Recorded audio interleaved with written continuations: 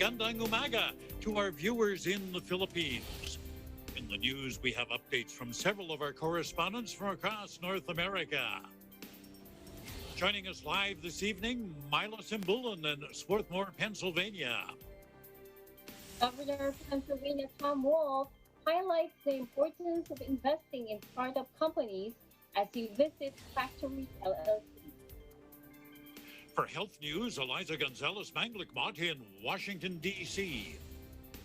The Centers for Disease Control and Prevention and Texas confirm monkeypox in a U.S. traveler. Mayanne Manzano-Garzon in Sicklerville, New Jersey will tell us about some breakthrough COVID-19 cases in that state.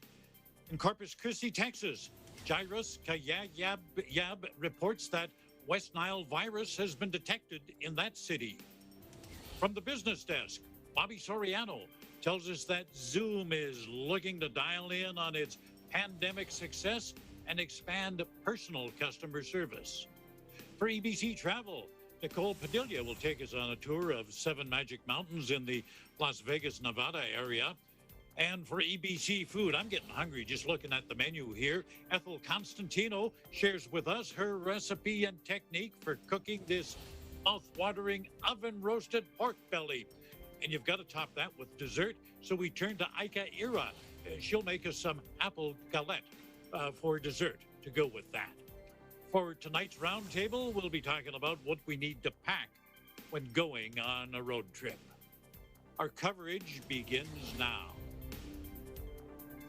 China has been accused of the massive hack of the Microsoft Exchange email server software.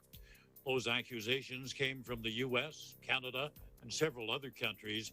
U.S. President Joe Biden also says the Chinese government has been working with criminal hackers in ransomware attacks and other cyber crimes. The Chinese government, not unlike the Russian government, is not doing this themselves, but are protecting those who are doing it, and maybe even accommodating them being able to do it. The European Union and Britain have also condemned China's actions. Now, let me update you on those wildfires that are burning in the western United States and parts of Canada as they continue to eat through thousands of acres of forests. There are now 80 major fires in the U.S. The biggest one, it's the Bootleg Fire, and it's in southern Oregon. It's grown to more than 300,000 acres, and that's 3 times the size of the city of Detroit, Michigan. Northern California, Idaho, and now Alaska also reporting major blazes. Fires in other states as well. The heat and smoke from some of these fires, well, it's so intense that firefighters are forced to back off and find safety zones. It's a war that goes on around the clock. And the flames are not the only enemy. Scorching hot temperatures make the battle harder. Some observers say the only thing that will extinguish these infernos is a long, soaking rain. But there's no rain in the forecast. And if this drought continues, it may be fall before these fires are brought under control with a season-ending snowfall. The effects of these fires are being felt by many. Thousands of people have been evacuated from their homes. Homes have been destroyed, and the fires have delayed hundreds of flights today at Denver International Airport. Reduced visibility from the smoke means that air traffic controllers have to allow more separation of aircraft. They have to space them out because they can't see each other, and that delays arrivals. The weather forecast offering little hope. Thunderstorms expected tonight, and the accompanying lightning that could spark even more blazes. Those cases of COVID-19 among athletes at the Olympic Village in Tokyo that we told you about yesterday, officials say, yeah, we expected them. Brian McCloskey is the head of a panel that advises the Olympic Committee on COVID, and he says he wasn't surprised at all that a couple of athletes tested positive. What we're seeing is what we expected to see, essentially. You know, if I thought all the tests that we did were going to be negative, then I wouldn't bother doing the tests in the first place. We do the tests because they are a way of filtering out people who might be developing an infection, who might become a risk later. So we identify them early, We take them apart from other people and we manage them and look after them, and we look after the contacts. So it is expected that as we go through the different layers of filtering, we see cases coming out. But you know, as we told you, the average person in Japan is concerned. The games are very unpopular, with people fearing they could become a super spreader event. McCloskey says, though, if there is a COVID outbreak in Japan, it won't be from Olympic participants. The degree of contact between the international community inside the village and the local Japanese population outside is extremely small. Because as you know, the athletes aren't traveling around Tokyo, they're not using public transport. They're using designated transport to go from the village to their training or competition venues and back again. So the degree of separation is quite good. And that again gives us some comfort and reassurance that we will not spread events into the Japanese population. Well, it's COVID Freedom Day in England. The country has lifted most of its health restrictions, something many medical experts say is reckless. But what do people on the street think about it? Yeah, well, that's the thing, yeah. If you go into an indoor space, like we're not really I'm not going to go to a nightclub, so I'm not going to contract the virus somewhere, probably. I'm not really going to get on an airplane. But I think just living your life normally is enough. Nothing's going to happen to you. But yeah, if you go to these places, yeah, the risk is higher. I think that we should still be wearing masks. I've just come up from Brighton, about an hour's train journey, and I was really pleased actually. Most people on the train were still wearing a mask. But I think it's really premature to be doing lots of things in life, like night clubbing and things like that now. I won't be doing that. I think we just need to be a bit more cautious through the summer. The restrictions should be lifted. We need to live with this virus, but I do believe that we should be wearing the mask in enclosed spaces on public transport and that still. And like the rules with travelling, you know, if you follow all the rules, have the vaccinations, you're doing the jabs before and after, I can't see why we can't travel safely. We've travelled to Portugal recently and had no issues at all. So fingers crossed we'll get back to normal soon. So while folks in England are taking off their masks and enjoying the freedom from restrictions, across the English Channel in France, people there are being told the country has entered a fourth wave of the virus. Government spokesman Gabriel Attal says this time around, he's worried. He says they're seeing a faster wave, a steeper slope than all the previous ones, and he says they have to do everything possible to ensure this wave is not more devastating than the last one. In just 1 week, new cases up by 125%. Let's look at today's COVID-19 numbers now, provided by the Coronavirus Resource Center of the Johns Hopkins University in Medicine. As of 6 p.m. Eastern Time today, the number of cases of COVID-19 reported worldwide, now more than 190,781,000. Top 3 on the list of countries with recorded cases: the United States, more than 34.1 million. India, more than 31.1 million. Brazil, 19.3 million and growing. Sadly, more than 4,093,000 lives worldwide have been lost to this virus.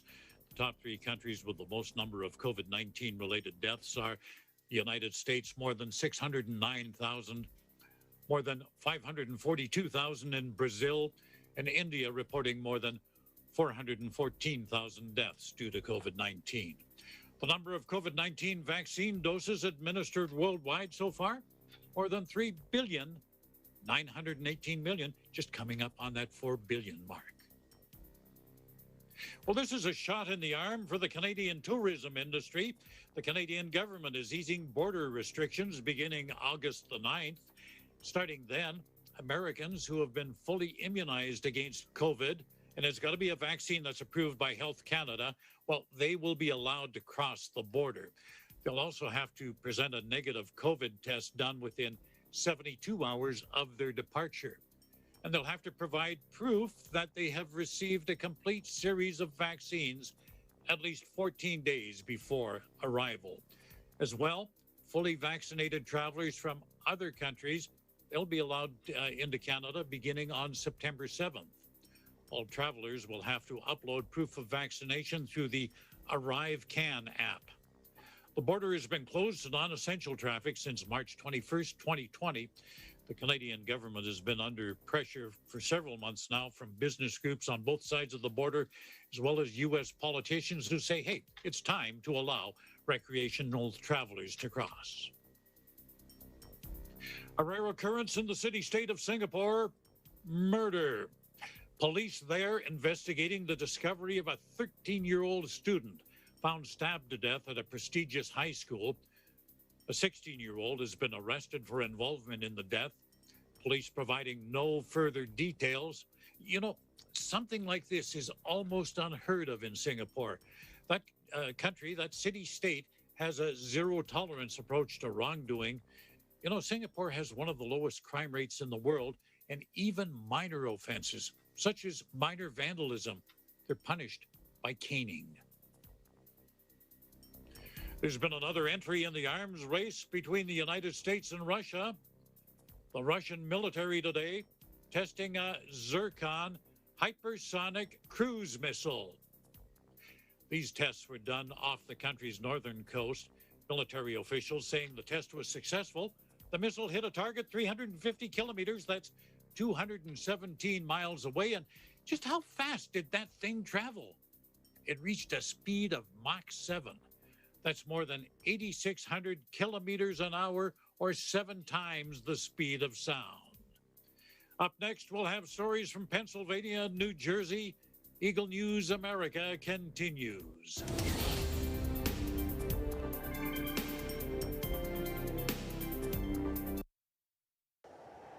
Innovation, digital disruption, globalization, startups, micro, small, and medium enterprises, as well as large corporations, all face interesting challenges in the market today.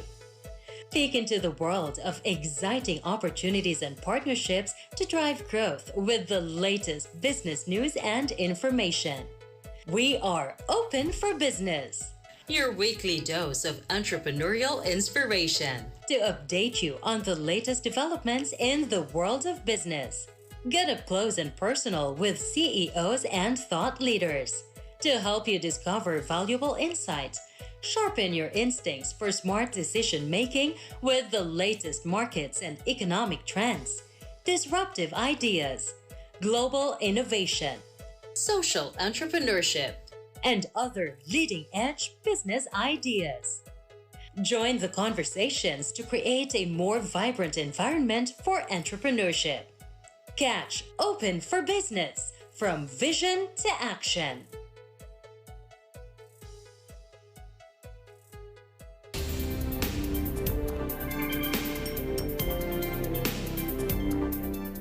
You're watching Eagle News America. I'm Thomas I. Likeness. The governor of Pennsylvania went on a bit of a road trip today to underscore the importance of investing in startups. Bureau Chief Mila Simbulan is standing by in Pennsylvania with the details. Mila, welcome to the program. Thanks, Thomas. So Governor Tom Wolf today visited Factory LLC in Bethlehem, Pennsylvania, to tour the facility and highlight the importance of investing in Pennsylvania startup companies. During the visit, he met with companies affiliated with Factory, including StubPuffs, which received a $1 million funding proposal from the Commonwealth in 2019 to expand its manufacturing operations and create jobs. Mickey's, Pipcorn, Honey Stinger, and Roar Organic. Take a look. Great having you here and showing you everything that we've built here. Like I said, we take a lot of pride in the revitalization of the area of South Bethlehem and being a part of that. And you know, we're a growing economic engine for the area. We're a $250 million fund. We invest in emerging food, beverage, and pet companies. And when we make an investment, we have them locate in the building to leverage all the resources that we have here. So we have a 50-person team in the building here that spans all areas of operations for food, beverage, and pet companies.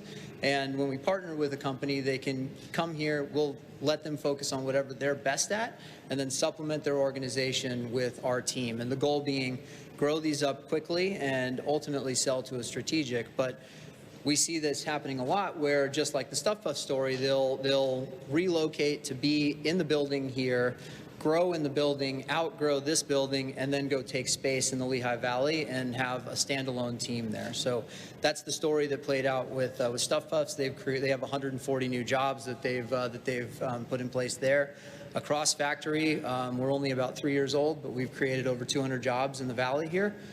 So we see this just being a continuous engine for bringing new, fun, innovative companies into the building, using the resources to grow, and then going off into the community and stand alone. And then ultimately, the goal for everybody is to sell them to a Kraft, ConAgra, one of the big strategic CPGs.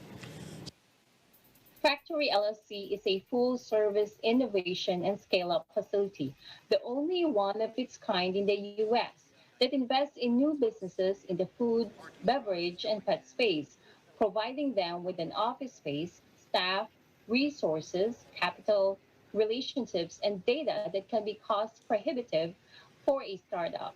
One of Factory's partner brands, Top Puffs, is a Governor's Action Team partner company that purchased and renovated the former Guardian Life property owned by J.G. Petrucci to manufacture chocolate-stuffed marshmallows. Top Puffs began manufacturing operations in March 2021 and has already invested more than $50 million into the project. Top Puffs received a funding proposal from the Department of Community and Economic Development, or DCED, for a $670,000 Pennsylvania First grant, $268,000 in job creation tax credits, and $140,400 in grants for workforce training and development. The project was coordinated by the Governor's Action Team, or GAT, an experienced group of economic development professionals who report directly to the governor and work with businesses that are considering locating or expanding in Pennsylvania. Mickey's brand was the first investment Factory made in 2018. The business relocated from Phoenix, Arizona, and has been in Bethlehem ever since, making delicious free-form frozen handheld pockets, superfood tortillas, and baked goods. The Pipcorn team also relocated to the Bethlehem area from Brooklyn, New York, setting up roots and working alongside the Factory team. Roar Organic came to Factory from Long Island, New York in 2020 and immediately began working with all of the resources available. 6 months later, Roar introduced its reimagined electrolyte-infused beverage in an eye-catching new bottle. So why Pennsylvania? Here's Pennsylvania Governor Tom Wolf. Take a look. It's really important. And this is, by the way, gives me a chance to tout what we have here in Pennsylvania. I've been in politics now for 7 years. Before that, I was a business owner and built a business in Pennsylvania. And so I really enjoy getting on the phone with companies, entrepreneurs who are looking for a place to be. And I say, you can't get a better place. And Keith has sort of reinforced that, the location, all the things we have, universities, the workforce. There's so many good things about Pennsylvania. And at every point, whatever point you are as a business right now, you started out as a small business. And so this is especially important because what this group does, what Factory does, is says, as you said, you sort of look at a company that aspires to be a big company at some point, but they're small. What resources do they need when they're small to get to that point where they are a big company? And that's what this place does, and that's really important. So I think we have the raw ingredients in Pennsylvania for small businesses to do really well, and that's where everybody starts out. What Factory does, and what Keith has done, is create the magic, the pixie dust that actually allows small companies to become big companies. Factory's unique approach to supporting startup companies serves as a model to investors and helps set new businesses up for long-term success. It also demonstrates the importance of investing in businesses and workers in a meaningful and robust way. For a quick weather here, Thomas, in Swarthmore, it's 77 degrees Fahrenheit or 25 degrees Celsius with partly cloudy skies. In Swarthmore, Pennsylvania, Milo Simbul and Eagle News, we live in interesting times. Back to you, Thomas. Mila, you know, at the best of times, it's a struggle to stay in business. But how did this company survive the pandemic? How did the pandemic affect it? So, so Thomas, Factory is part of the food industry. So they didn't close during the pandemic. But there were changes on the office setup that they put together where some had to work from home, they have to use Zoom during their meetings, and eventually some went back to the office and others are still working from home. So that's like any typical business setup that's been happening during the pandemic. They had the same setup as well. Thomas?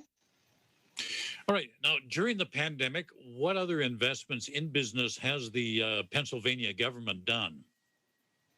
So, despite all those challenges faced by companies across the world due to the COVID-19 pandemic, the Governor's Action Team, or GAT, and DCED have continued to make strategic investments in businesses in every corner of the Commonwealth. So during the calendar year 2020, GAT successfully completed 29 projects, resulting in 2.3 billion in private investment, which in turn there were like about 4,800 jobs that was created and 11,000 jobs retained. 61% of those jobs were in manufacturing. Thomas? So it sounds like you're getting a bit of a head start on the recovery as things get back to as normal as we can expect. But from your observations, what do you think of Factory LLC? I think Factory LLC has a great concept. It aims to help small businesses because, as we all know, starting a business is a great challenge. There is a lot of planning involved, and you cannot just open a store in the corner of the street near you. You need to make sure, there's foot traffic. People in the area will be interested in what you're selling based on their age, their gender, etc. All those things you need to think about. Amazon is a good example. It started at the business garage. It didn't start big like what it is today. And Factory helps all those small businesses thrive to become such a big company using all its resources. Thomas? Yeah, you're right. That's where it all began. I remember Amazon when they were a bookseller, an online bookstore. Thanks for the report, Mila, and do stick around. We'll be talking to you at the round table. Thanks, Thomas.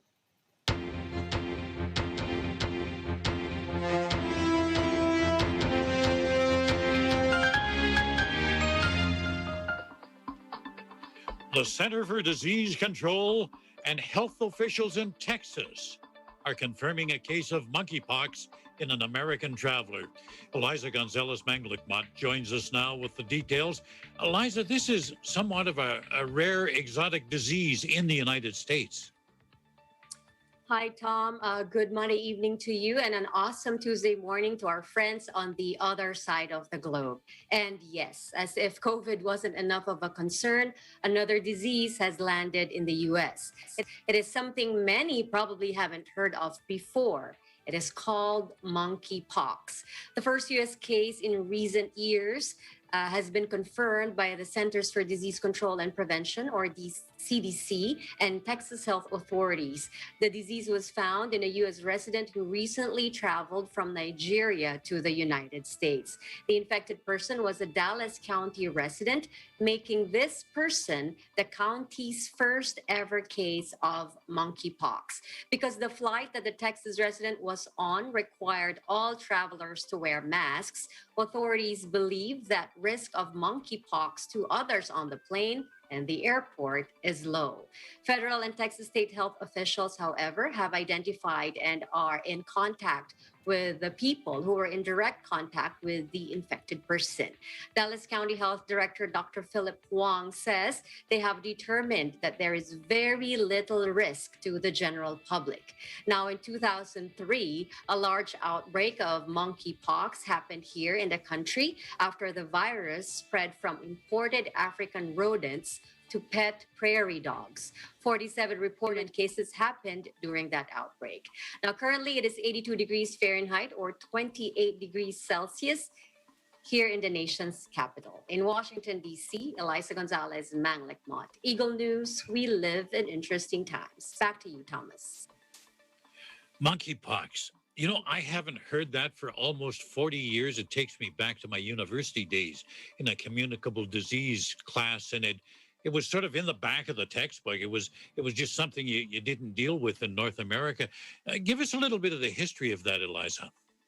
Yes, Thomas. Now, the disease was first discovered in the late 1950s, specifically in 1958, during two outbreaks of a pox-like disease that occurred in colonies of monkeys that were kept for research. Thus, the name monkeypox. Now, 12 years later, in 1970, the first human case of monkeypox was recorded in the Democratic Republic of Congo during a period of intensified effort to eliminate smallpox.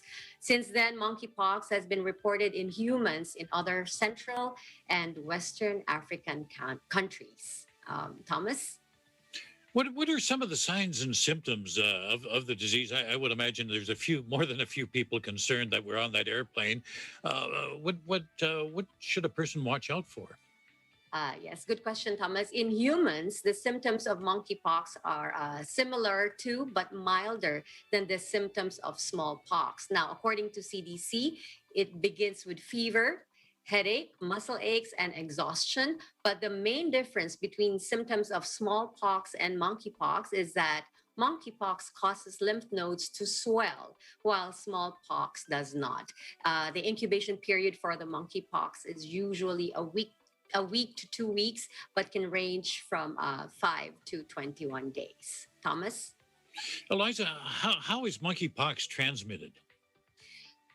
Thomas, like any other viral disease, the transmission of monkeypox virus occurs when, number one, a person comes in contact with the virus from an animal, human, or materials contaminated with the virus. Now, the virus enters the body through broken skin, even if it's not visible, respiratory tract, or the mucous membranes.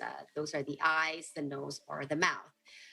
Animal to human transmission may occur by bite or scratch, bushmeat preparation, direct contact with body fluids or lesion material, or indirect contact with lesion material, such as through contaminated bedding. Now, human to human transmission, however, is thought to occur primarily through large respiratory droplets that generally cannot travel more than a few feet.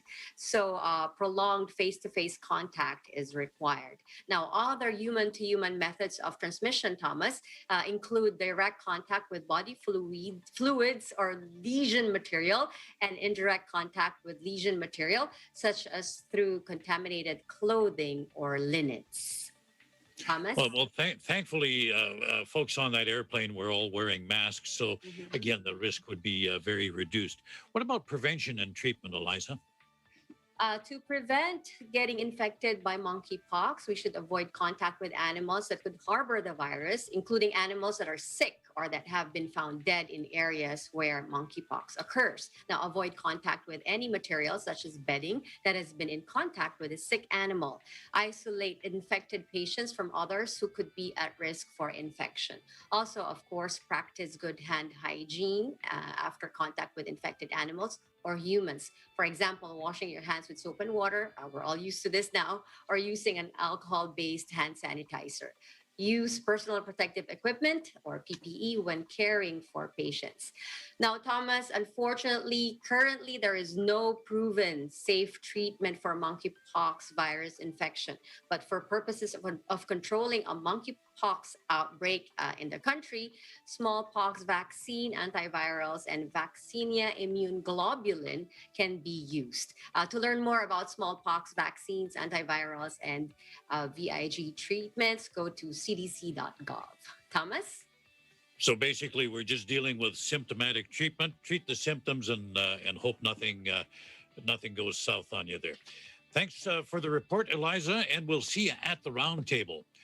Still to come, we've got a story from Texas coming up for you.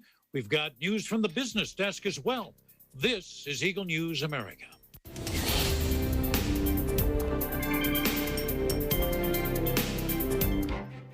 Events happen around us all the time, in our community, in our country, around the world. Events that affect people, move communities, or simply inspire us.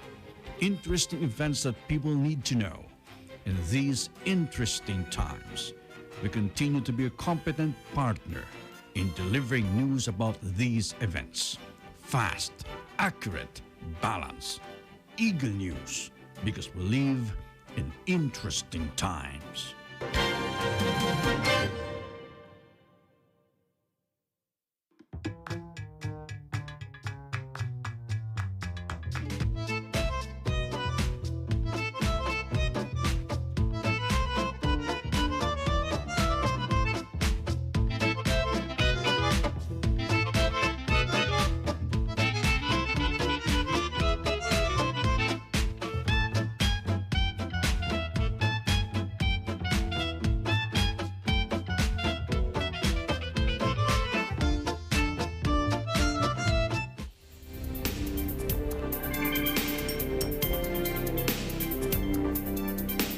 This is Eagle News America. I'm Thomas I. Likeness. Well, this is news people in southern Texas wouldn't want to hear. As Eagle News correspondent Jairus Kayab tells us, West Nile virus has made its way to Corpus Christi. Thank you, and howdy from the Lone Star State.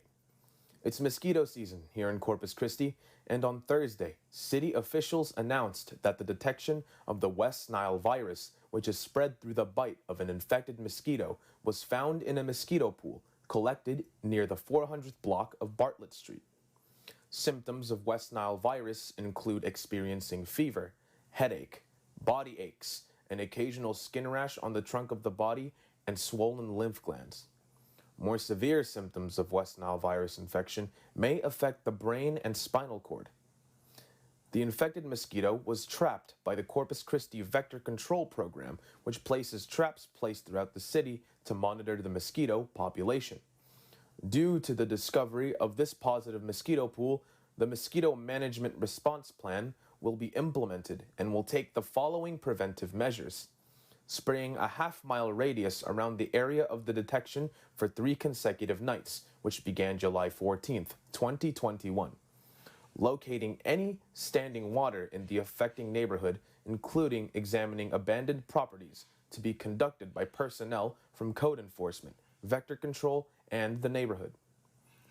And Vector Services continued surveillance of mosquito traps in the immediate area, checked for signs of the Culex and Tarsalis mosquito species, which carries the West Nile virus. At present, there have been no reported human cases in Nueces County, reported by the Department of State Health Services since 2020. Vector Control reminds the public about the 5 Ds of defense against mosquito-borne diseases. DEET, use insect repellent containing DEET. Dress in long sleeves and pants when you're outside. Dawn, daytime, and dusk are the times of day when mosquitoes are most active. Avoid being outside during these times of day to prevent bites. Drain regularly standing water, including water that collects in empty cans, tires, buckets, clogged rain gutters, and saucers under potted plants. Mosquitoes breed in stagnant water. Doctor, consult your physician if you feel sick after being bitten. Meanwhile, I hope you're all staying safe in your part of the country. In Corpus Christi, Texas, I'm Jairus Kayabyab, Eagle News. We live in interesting times. Back to you in the studio.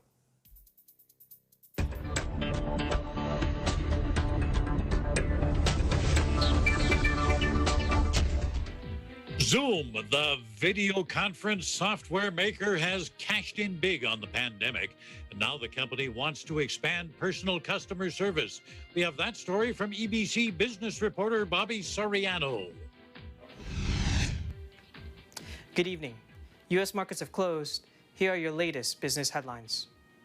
Have you ever been in a situation where you tried to use video conferencing software only for it to not work properly? Maybe you couldn't hear everyone else in the conference, or they couldn't see your video. Then the frustration would set in when you had no one to contact to help you fix your problem.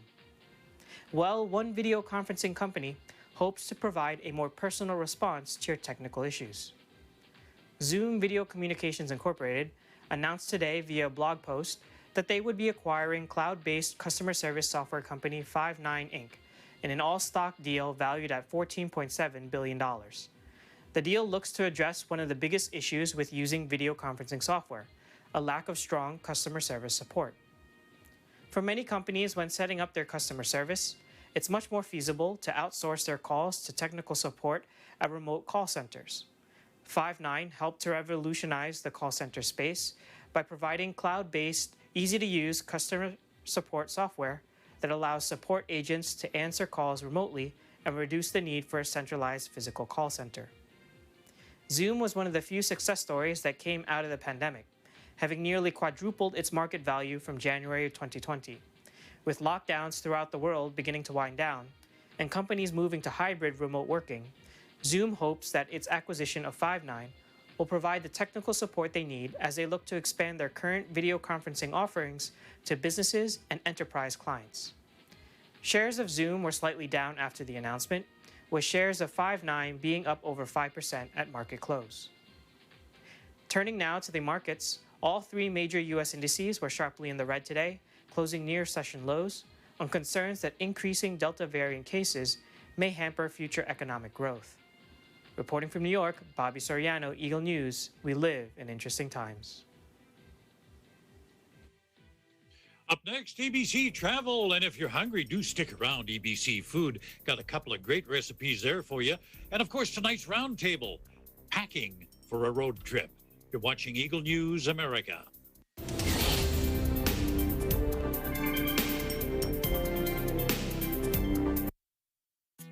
Impormasyong mahalaga sa taong bayan. Patas na pagbabalita.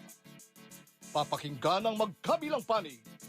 Lilinawin ang mga issue at kaagad na ihahatid ng objektibo. Mata ng Agila. Tumadagit ng pinakasariwang pangyayari, hindi lamang sa loob ng bansa, kundi sa iba't ibang panig ng daigdig. Mula sa Eagle News Teams at sa tulong ng makabagong teknolohiya, tiyak na makakalap kaagad ang katotohanan.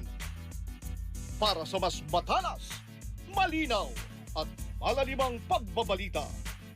Ito ang mas pinatalas na Mata ng Agila. Inihahatid ng veteranong broadcast journalist na si Eli Saludar.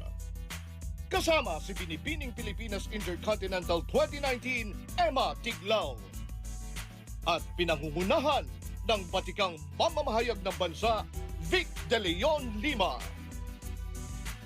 Mata ng Agila, Lunes hanggang Biyernes, alas 6 hanggang alas 8 ng gabi, dito sa Net 25.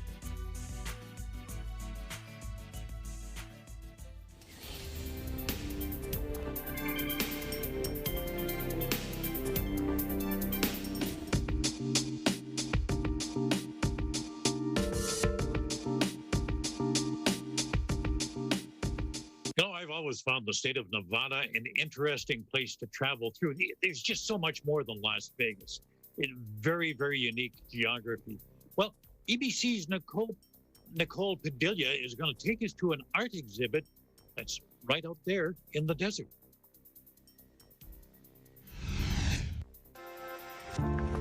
Hi, I'm Nicole Padilla, and today we will discover what makes the 7 Magic Mountains so unique in this part of the world.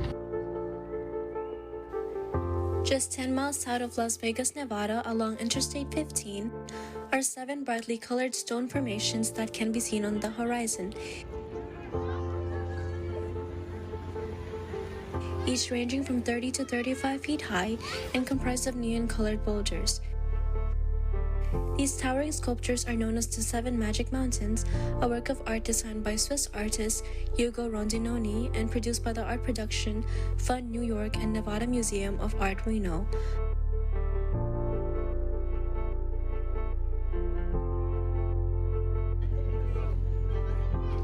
According to 7magicmountains.com, this large-scale desert artwork represents the merging of human and nature, natural and artificial, and past and present.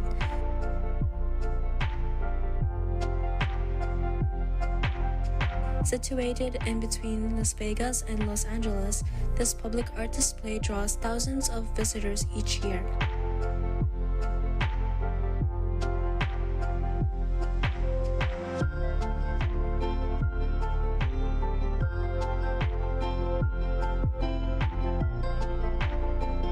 The exhibit opened May 11, 2016 and was supposed to run for only 2 years, but because of its popularity and success, the public art display was extended.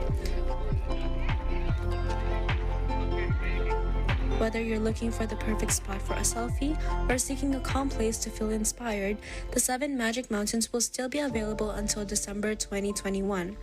Artist Hugo Rondinoni hopes it can remain at its side for longer.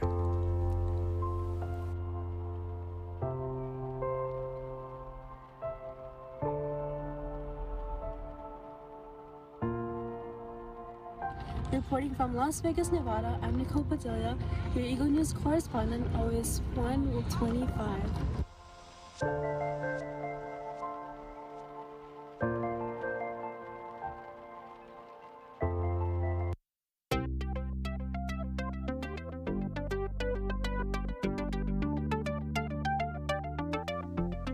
Well, it's time to go to the kitchen now. The main course on the menu tonight, oven roasted pork belly. And to show us how to prepare this mouth-watering dish, here's EBC's Ethel Constantino.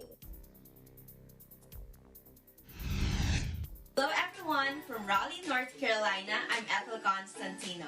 Today, I'm going to teach you how to make oven roasted pork belly or lechon. Let's do it!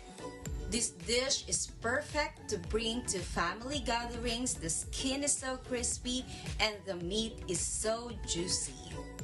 Let's prepare our ingredients. We need 10 pounds of pork belly, 2 cups of chopped green onions, 3/4 cup chopped lemongrass, 2 pieces sliced lemon, 1/2 cup crushed garlic, and 1/2 cup sliced shallots.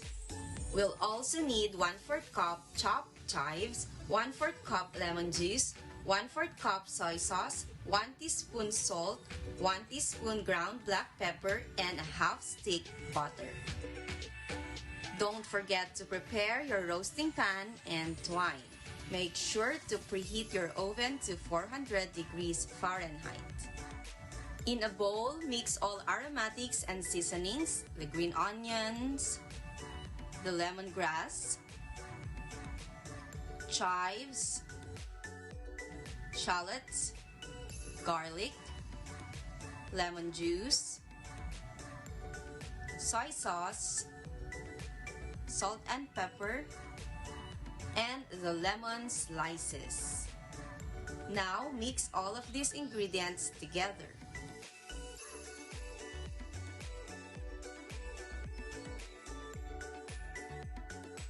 Next, let's poke the pork belly skin with the sharp tip of a knife or a fork. Let's create as many small holes as we can on the entire skin to make it more crispy. Then pat the skin dry. Next, let's massage butter on the pork belly skin. The butter will also help to make it even more crispy.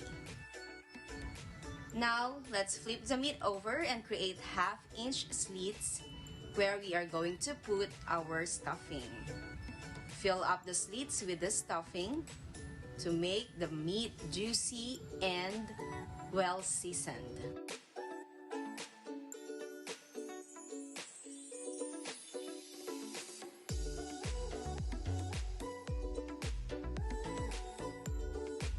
Now that they are filled, let's roll the stuffed pork belly and securely tie it with a twine. Now we are ready to roast. Let us roast these pork belly rolls for 5 hours in the oven. After 5 hours, the entire house should be smelling so good. Look at this. They look really yummy and they smell so good. You should really cook this for your family and friends. Before slicing, rest this for 10 minutes. Let's now slice our pork belly into bite-sized pieces.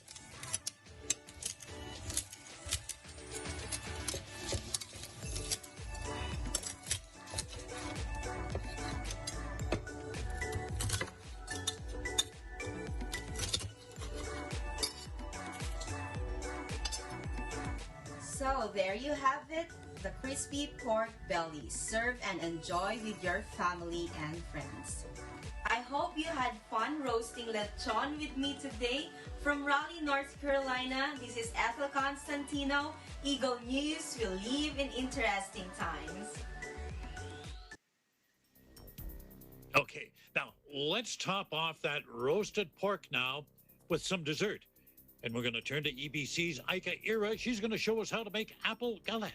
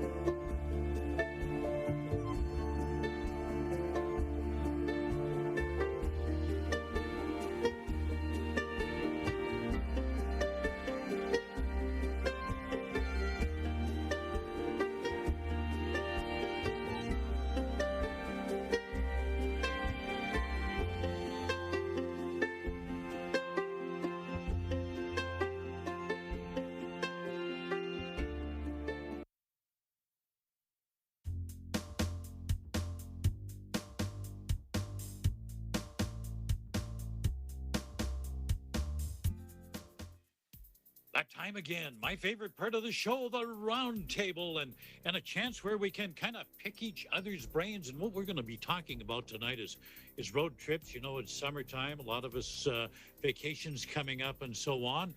We're going to hit the highway, the interstates, the 4-lane highways up here in Canada, maybe. Now that the border is open, maybe I'll see both Eliza and Mila. You're welcome up here. We got spare bedrooms up here, so take a road trip up here. But before you even think about leaving, you got to do some planning. And part of that planning is, what am I going to pack into the car? So I'm going to turn it. You both, I've gathered from previous conversations, you're both pretty seasoned road trippers. So I'm going to pick your brains to find out what you pack on, in your vehicle for your road trip. We'll begin with you, Eliza. Okay, if it's only a day trip, Thomas, I have a few items that they have to be in my bag. First, of course, is water, power bars. I know Mila will agree. Chocolate, if when our driver gets sleepy, chips to keep the driver awake. Sanitary wipes all the time, hand sanitizer, the extra battery pack for our cell phones, a neck pillow, of course, throws or a throw blanket, and cash. I always bring cash because I get paranoid using our card in places not familiar to us. Well, not only that, Eliza, but you know, in the city of Vancouver, that's a city of 2 million people. In the city of Vancouver, I've been to restaurants there that don't take anything electronic. You need cash. They don't even take debit cards. So yeah, cash definitely a good idea. Mila, what say you? Thomas, I have some needs whenever we travel, especially day trips or a couple of days. I always have a pouch that has, I call it my mini pharmacy, because my kids have asthma, they have allergies, they have skin issues. I have to bring EpiPen in case they have all those allergic reaction. Ointments for their skin because sometimes they have eczema with extreme weather. You know, I have like a big pouch that has all those types of ointments and medicines or vitamins. Everything is in there. Also, it's important for me. Also, I need to bring some paper plates in case we need to, you know, we need an extra plate while we eat, because we eat in the car now because of the pandemic. Our last road trip, all the restaurants are closed, but we still want to get out. It was a winter break, so I had to bring those extra plastic spoon and forks, plates. I also bring, especially when we stay at hotels, I bring dishwashing liquid, you know, in case, especially when I have babies, I have to wash the bottles. And what else do you know, unique things that I bring. I also bring detergents, because usually there's some hotels or Airbnb style that we rent. They sometimes have washer and dryer, which is perfect for me that has, you know, a big family. I don't like to bring so many clothes, so I just wash them. So those are some of the unique things I usually bring during a road trip, Thomas. You know, one of the things we didn't even think about up until about 18 months ago, well, 16 months ago, hand sanitizer everywhere. You know, we go somewhere, my wife will say, I forgot my hand sanitizer. But it's just something, it's become habit. You take it, you look for it when you go into a store. The first thing I look for is, where can I sanitize my hands? You know, even before the pandemic, Thomas, we've always had a huge bottle of hand sanitizer in the car. So it's it's a staple for us already. I have Lysol wipes. It's part of my road trip. I always have Lysol wipes. I even have room spray Lysol. So you know, if we have to sleep, you know, I spray the room first with Lysol and things like that. Yeah. I'm going to suggest. Go ahead. I used to do that, Myla, when we used to travel. Also, I always have a Lysol spray with me. I also used to bring my own pillowcase and sheet cover for the bed, because we have twins. We have 2 girls, so I was kind of extra. Yeah, careful. I know. It's hard when you have kids. Did you know also I have a bed bug spray? I also even have a flashlight to check for bed bugs. I would love to go on a trip with you, Myla. So you pack all of this in an extra trailer or something. Yeah. I before anyone touched the bed, I have to check it first for bed bugs. And that's a good idea, because that's been a problem that hotels, they don't like to talk about it, but it happens.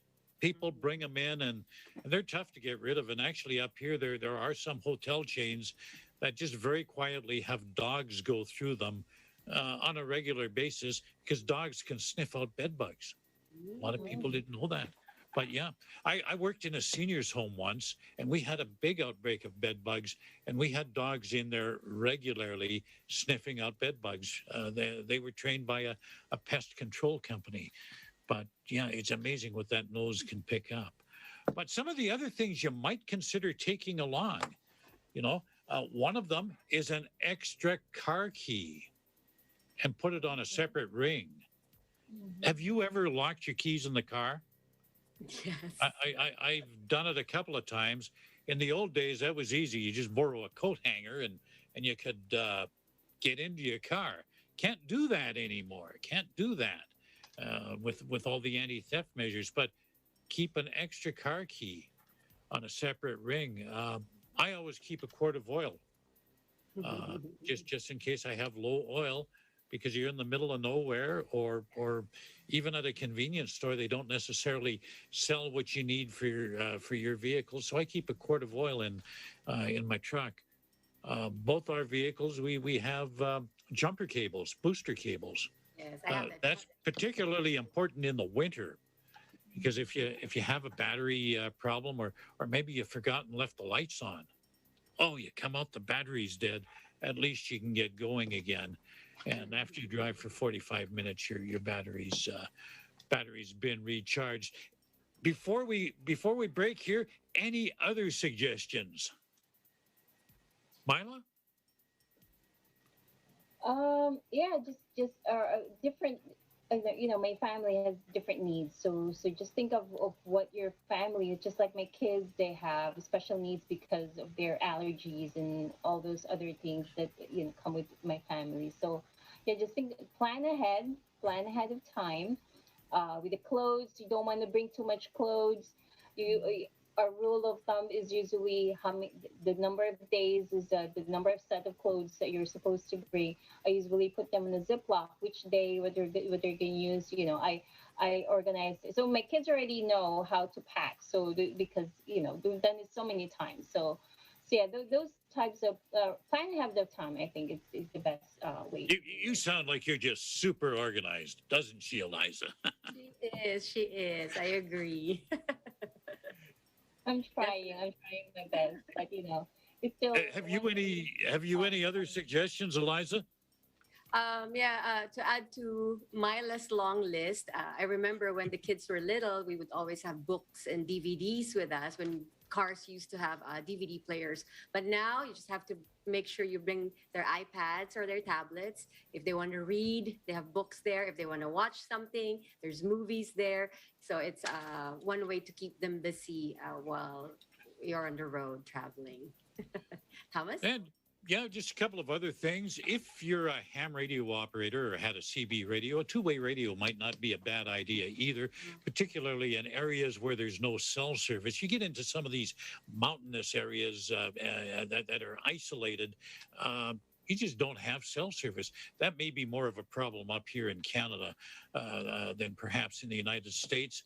In the winter, of course, your supplies are going to be a little bit different.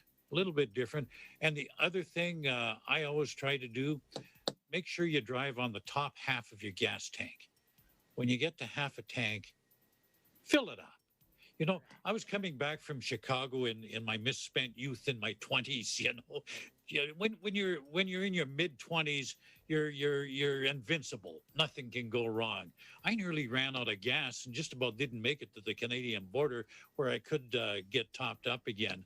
So yeah, it's always a good idea to, at the halfway point, fill it up, and it's a chance to stretch your legs as well. But here's a group of people who I think deserve a road trip. For that matter, any type of vacation they would like to take, they certainly deserve it.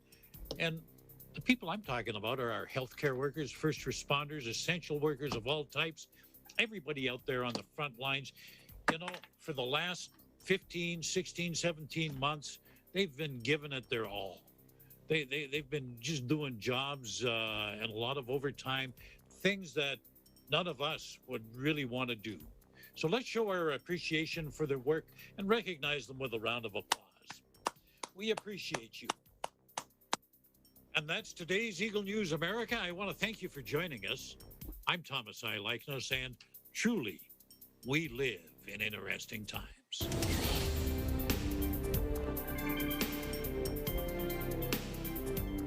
Start up your weekday mornings with